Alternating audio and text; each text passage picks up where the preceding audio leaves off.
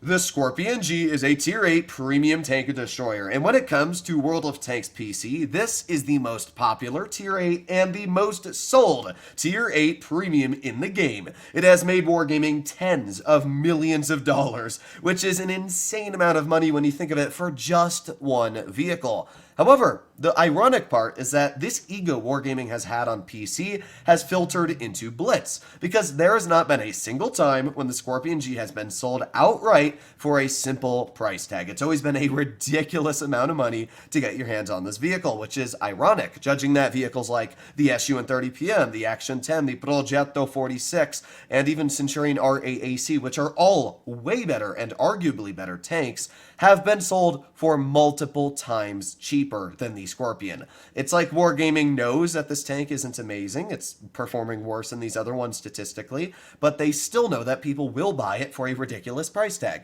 So, my advice for you, even though the Skorpion is in stores today, and it's in stores for a fairly expensive price tag, if you wanted to get your hands on this vehicle guaranteed, because 4% drop chance is a 4% drop chance, let's be real. So actually getting your hands on this vehicle, we're going to say you have to buy all of the crates to get it with charms. It's going to cost you 15,000 gold, then 8,000 gold, and then 2,000 gold. Add all that up together, that's 25,000 gold. In other words, wherever you live, it's the second most expensive gold bundle. So for me, 75 US dollars. That's ridiculous for one tier 8 tank destroyer. 75 US dollars. And it's a tank destroyer that's not even that strong. It's not like it's a broken tank. I mean, I could buy a Smasher for $75. Why would I buy the Skorpion? Especially when the SU-130PM exists. I have made videos comparing these vehicles multiple times in the past. In fact, I did one like 2 months ago. And I'm pretty sure in the end I said that the Skorpion's fun, and I do enjoy playing the Skorpion more, but the SU-130 is just a better vehicle. And let's talk about why it's a better tank. Well, first of all, it's got a better camouflage. It's half the size. It's much lower down, which is way more important, because obviously if you're not exposing more of your tank, it's much harder to be shot. You have more gun depression and you're lower down, which means you can work more ridge lines and you have less chances of being shot. You still have a traversable turret, not fully, not like the Skorpion that can go all the way behind it, but it's traversable enough to a point where you'll be fine. It's like 75 degrees to the right and left, so that's fine on the vehicle. And when it comes to the gun, it used to be worse. That was the worst point on this tank. But now, after Wargaming buffed it, its gun is just as good as the Skorpion's. You've got better heat penetration, which is great. You've got really good standard pen. Your dispersion's 0.308, which is just as good as tier 10 mediums like the STB-1 and the AMX-30B. So it's quite an accurate tank destroyer. It's got a 2.9 second aiming time. There's no downside to this tank, and it's better. Honestly, it is better than the Skorpion. I see myself doing a lot of the times better and having a lot more enjoyment in this tank the more I play it, because you just get away with more. So this first battle, is going to really showcase where the SU-130PM just truly takes advantage of a really, really solid situation. We've already managed to deal 869 damage, which is pretty good. But hopefully we're going to be able to get a lot more out in this battle, because that's not a crazy amount of damage. But that's only in 2 shells. I mean, that's what's great about these tanks, is that when you have 460 alpha plus really good DPM, I mean, this is tier 10 alpha. And even 460 in tier 10 is considered quite high. So when you're carrying this alpha at tier 8, that's really solid.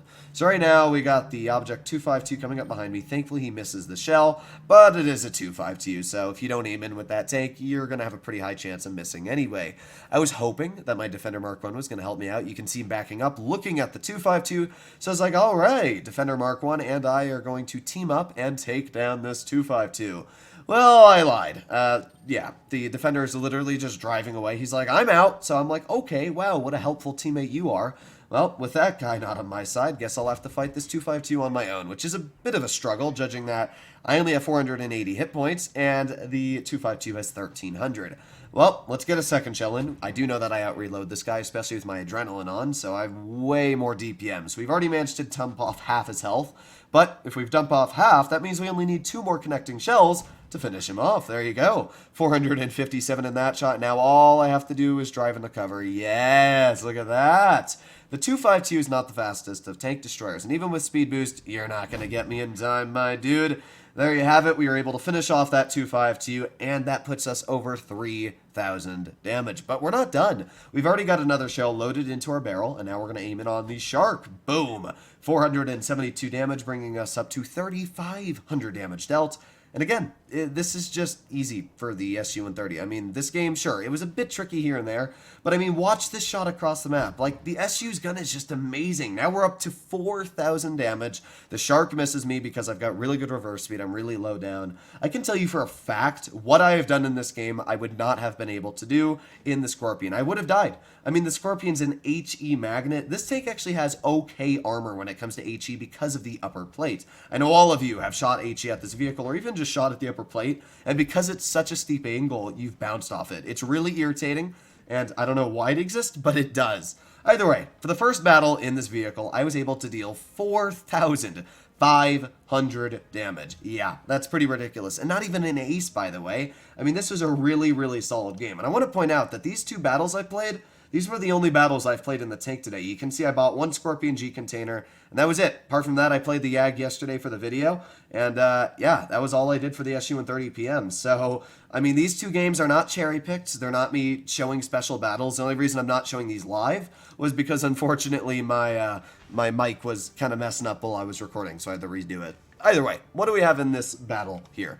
We've got a Defender Mark 1 up against us, platooned with an SU-130. Okay, they got an FE-301 and a Peter. So what that means is they've got 3 mobile mediums, and I was going to try and support my medium tanks, the Defender Mark 1 and the Pershing, but it seems like today, Defender Mark 1s don't understand how to play this game, because neither of them, on either Hellas or on this map, said pushing medium side is the correct way to go. I don't know where this Pershing would have gone, but definitely this Defender, he is not helping the team in any way, shape, or form. Please, when you're on Canal, if you're in a medium tank, and you notice that you have an equal chance of beating the enemy mediums, that you just drive medium side. It is so important to control medium side, because mediums basically control this map. It's as simple as that. So right now, I'm thinking, okay, well, what am I going to do? Because we've got 2 base captures, or we're going to have 2 base captures, and actually, we might even get a 3rd base capture, it looks like. But at the same time, I don't know where the enemy team is at all, and it looks like they're all going towards base D.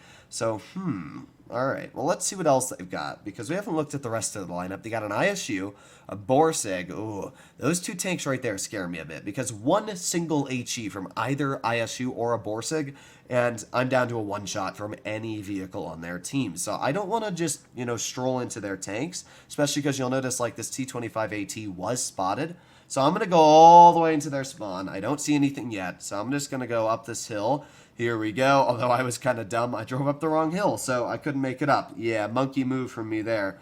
Whenever you try to climb this hill, you have to make sure that it's the right one, and it's actually this hill right here. So once I climb over this, here we go, easy peasy, and we are in position. And look at that, an easy Borsig. Look how quick that aiming time is. 2.9 seconds is amazing for this vehicle, and with that I'm able to get an easy tap right into that Borsig. Now, unfortunately, kind of low rolls, because even with small liner, my average damage is still around 460, so we just kind of got robbed, and wow, he really got robbed with that shell. Aims perfectly on that Defender Mark 1's upper plate, and it went into his turret.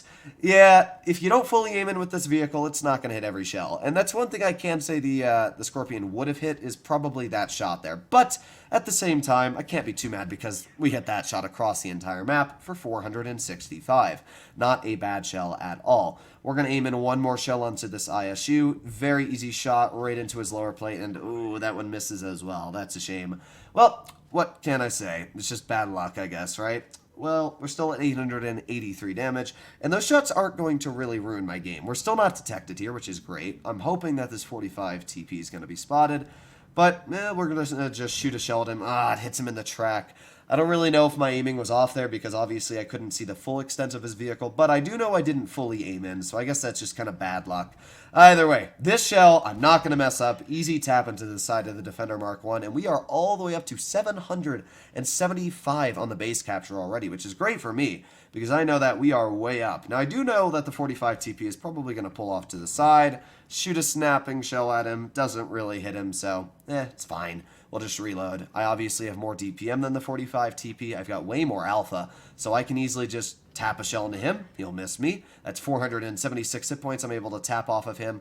And yeah, I need 2 shells to finish him off. And judging that I have 900 hit points, it's going to take him 3 shells to finish me off. So here we go.